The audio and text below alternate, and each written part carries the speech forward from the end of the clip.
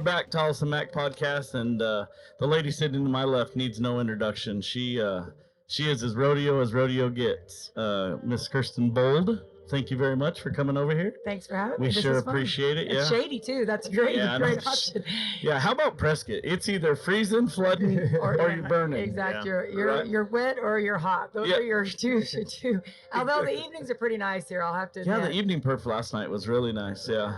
How long has your rodeo company been doing Prescott? I think it's since they figured out in 1972. I was born in 73, and 72, I believe they were coming here. So I know I don't remember ever not coming here. Yeah. Like that big rock back there, that was my playground as a kid because my parents used to park up there, and that was just my giant caves and playground and everything like that. So this rodeo grounds feels pretty familiar to me. I don't remember ever the Vold not being here. I mean, it's like when I was a kid, I thought like that was just Prescott. Like I thought Prescott and Vold. They didn't have any options. Yeah, I just thought that was it. Like are there other people that can come here? That's it. That's it. So we like that. We like that thinking. Right? Yeah. No, we love it. So we touched a little bit before we started on the Born to Buck program. Kind of, you guys are doing some breeding and stuff, and you were talking about a mare that you can bring up and talk a little bit about her, but that you're going to go ahead and send home and put her in the breeding program and stuff like that. So yeah, 830 Sunglow. She's gone to the finals for me the last 7 years. She's won 3 go-around buckles out of the last 4 years. She's gone in both events, the bareback and the bronc riding.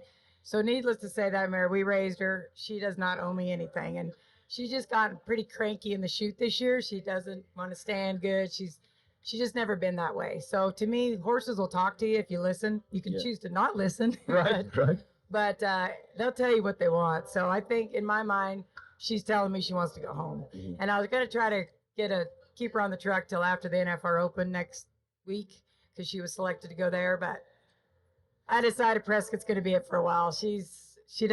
I got to quit being greedy and let her, like I said. I can tell you Clayton's sure excited. Yeah, I know. And I'm excited that that's who she drew because he'll be real good and patient with her. And it'll go good today, hopefully. And then she'll go home, and we got a stud that's here, that Painted Fling. Mm-hmm. And he was out a couple nights ago. And so I'm going to put him on as soon as the NFR Open's over in about 10 days. I'm going to stick him out with some mares, and she'll be one of them. And so they can both get a little rest off the truck for a while. And where's home? Our home is 20 miles southeast of Pueblo, Colorado. Okay. So when she goes back and breeding and stuff, I mean, is that pretty standard for you? You'll be bucking one and then say, man, I just kind of want to send her home and let her chill out a little bit, or there's a lot of them that I'd like to have colts out of that, quite honestly, you just usually can't afford to take off the truck. They're the ones that the Cowboys always come get on. They're the ones that take the national finals rodeo, and anytime they got a colt off on them, that just kind of, in most cases, takes them out of circulation most of the year. For a little while. So, you find yourself like she's 15 years old and never had a colt, and in all honesty, you're better off if you'll breed them when they're younger at least once, and then wait, again older. But it just I never took her off the truck long enough to do that. So it'll be good. I mean, we've done it before with several others, and I try to get a colt out of them sometimes when they're like 6 or 7, so then I can wait till they're older, if they're really good. But sometimes they're just too valuable to ever take them off. Yeah, I was thinking about that. Like, we probably got to keep that on the down low. Like, these guys are going to get you over there cornered and talk you out and not bring it. They're going to say, no, just keep, she's all right. She's all right. She's just a little fussy in the chute. Yeah, she'll be okay. She's getting better. Yeah, the way that they talk about them. So what's kind of your top 3 horses that you guys have ever had? Have ever raised? Yeah. Well, the first one that, springs to mind to most people in this industry would be 500 Bobby Joe Skull. Oh, yeah. He was Saddle Bronc of the He was voted Saddle Bronc of the Year by the Cowboys in 91, 92, and 93, 3 years in a row. He was the first horse my dad ever raised that had won that title, so that he was always very special to him. Mm-hmm. They've cloned him since at Timber Creek Vet Clinic in Canyon, Texas. And so when they cloned him, of course, they made him a stud so that they collect him and then they could, use that semen. And I don't even know, there'd be over 100 head of colts that are out of him now, but they're still too young. They haven't really gone to bucking them yet. But so that's exciting because a horse like that, there was a gelding, you would have never been able to. Science has made us allowed us to be able to get to those That's genetics. Pretty wild. It really is. I didn't know that. Yeah, it's pretty cool. So, do you have any of those babies? I have one on the ground that's a 3-year-old, and So I don't really touch mine much till they're 5 as far as bucking them. I usually will buck them once when they're 5 and see how that goes. And then maybe we'll buck them a couple times later that year. And then I don't really like haul them though to any extent until they're 6. I just don't think that, I don't think they're, their mind is developed enough to really handle everything that goes on and the pyro and everything. And then on that same note, I won't buck one enough that you can even nominate it to the finals until they're 7. I used to, but in my opinion, I look at the ones that went to the NFR when they were 6-year-olds. They were like one hit wonders. And I think if I would have been a slower with that and not taken them so hard, I think they probably would have lasted longer. I mean, I've had several that started when they were 6 and went 7 years. Still rolling. Yeah, still rolling. There's the special ones in every group, but overall, I've just in the last 5-6 years, I've just taken it where I won't haul one even enough that it could be nominated till they're 7. I think my favorite part about watching the rough stock end of things is the fact that there's so much that goes on behind them bucking shoots.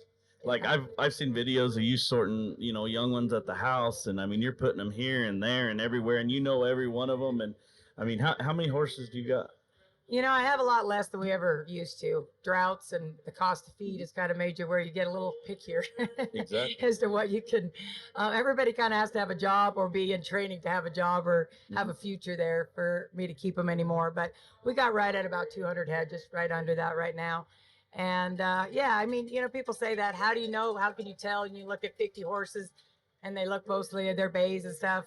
How do you tell them apart? But you also keep in mind, like you were there when they hit the ground. Right. You're there whenever you wean them off your mom. You're there when you worm them, and you do all those things with them. So to you, they look like their own person, their own individual thing. Yeah, so they don't look like the other horse that looks just like a parent can tell twins right, apart. Exactly. You It's know very what I mean? similar. It's kind of the same when you thing. spend that much time with them, they don't really look as much alike as they do to somebody else. Yeah, and I when we were leaving out of here yesterday, these guys asked me like, "Hey, I used to have some bucking bulls," and they said, "What do you miss about your bucking bulls?" And I said, "I just miss the progression. Yeah. That's the part I miss. I don't miss the rodeo, and I don't miss going to the places. I don't miss all that, but I miss the progression. I miss 2-3-year-old bull, and you're watching him get better and better, and then maybe every time he goes out, he turns to the left, and this time he turned to the right. So it takes you a month to try to figure out did I not feed him something? Right. I should why did he do that?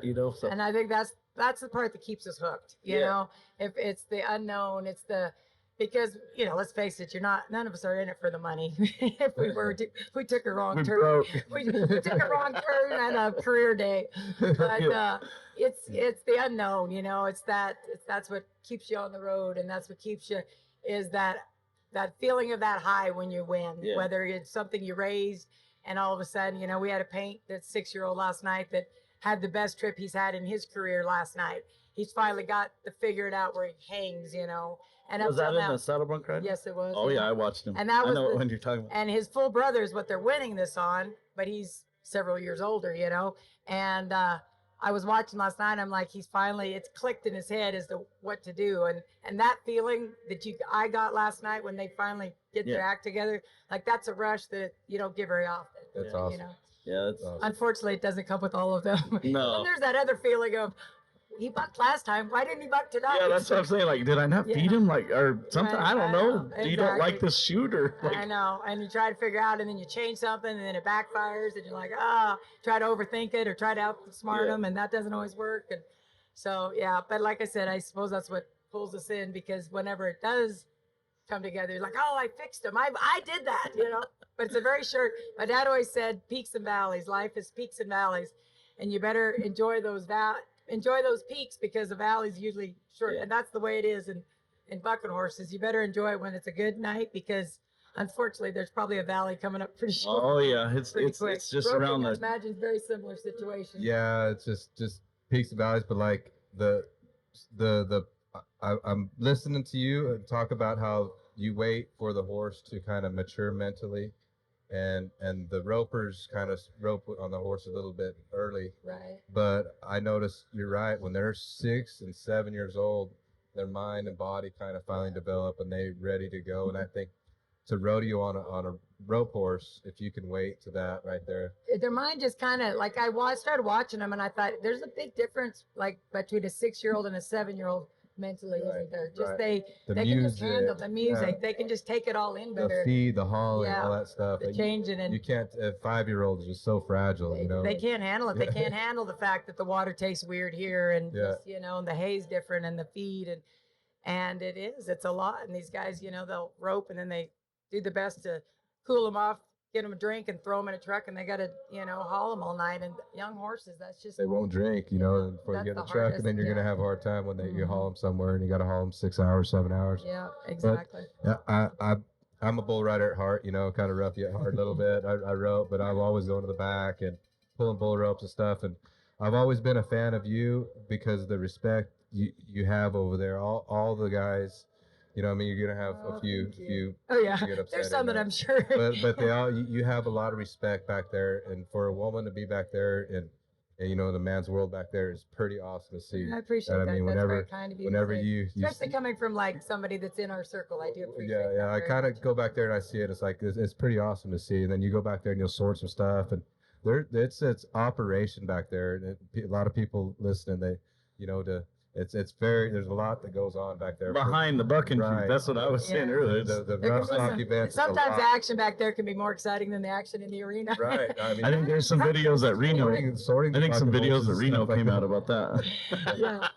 Yeah, I know exactly. It's like I said, I've always been a fan. Thank you for coming on the Well, podcast. It's pretty neat absolutely. to talk to you and let everybody know the world of bucking horses and how, like I said, I learned a lot about when they're 7, Yeah, they're it ready to is. come to the rodeo. It's kind of weird, Same the thing. magic age that just kind of, and I kept watching that and I'm like, am I imagining that or is that just like a horse is just smarter? And I thought, no, that 1 year made a huge difference. Just, they're the first, they leave the arena better. They just seem to, they're just more It developed. just clicks a Rope little horses, the better same for thing. them. They'll just, after you get in rope, they'll put their head down and walk out of the Yeah. arena. You get one that's 5 or 6. Yeah. They're just a little bit nervous about Edgier. the- And as he can testify, the NFR is nothing like for anybody, whether you're Right. roping or whether you're bucking horses and bulls. It's just a whole different experience. I mean, the animals are out in a parking lot with planes flying over 24 hours a day. In our case, they have to start taking them to the building like at noon, and they put them. They do their best to put them in a great arrangement, but they're in individual stalls. They're away from their or like pens. Stack them up in an alley.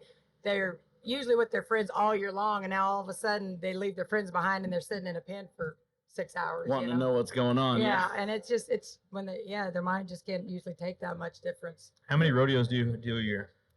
I really don't know that anymore. My circle is cut back quite a bit. I love rodeo, but I just love being home more and more and more. And I mean, I'm 50 years old now, and there's not a lot of people that don't know that, so I don't really hide that. But I've just kind of, I don't know why I don't mean to say I'm road sour, but I just think most people didn't start on the road 50 years ago. So I think that's why when they're 50, they're still enjoying it. Like people in my industry, I've been on the road for 50 years. I'm noticing my circle is getting a little smaller. Like I love going to some of these events that have been so loyal to this for so many years. Our heart and soul is in this, in this establishment, but I'm definitely not picking up any new things unless they're within the state of Colorado. Yeah. And unless it's a specific situation. We went to Idaho last fall because some people were in a bind. And, it was a long ways. It was 1,000 miles. And I'm like, what are we doing? But then you get there and these people are so amazing and so appreciative with they're there. So then those are the things that make you like, I still want to do stuff like that. Yeah. I still want to appreciate the people that are out there that are great people. I just find myself getting a little road sour a little bit, I guess. Understandable. Do you know anybody, like any other female? I mean, you're the shoot boss over there. I mean, you're running the show. Well, at this rodeo, but Yeah. you can answer that. There's rodeos all over. There's shoot bosses. I'm not that special. There's shoot bosses everywhere. Yeah. Some are definitely better than others, and I don't know how many. Don't sell yourself short. She's awesome back there. Yeah. man. I don't Don't know. sell yourself runs the short. show back there. There's It's some awesome. of them that are. I will say there's some better than others. We'll put There it you go. that There way. you go. But anyway, yeah. All right. Well, we better let you get back to the bucking horses and the bulls and putting on a show, huh? Well, I appreciate it. I enjoyed your shade for a Thank- little while here. Thanks for Thank having you. me, guys. Thank Come on back to the shade anytime. All right. Thank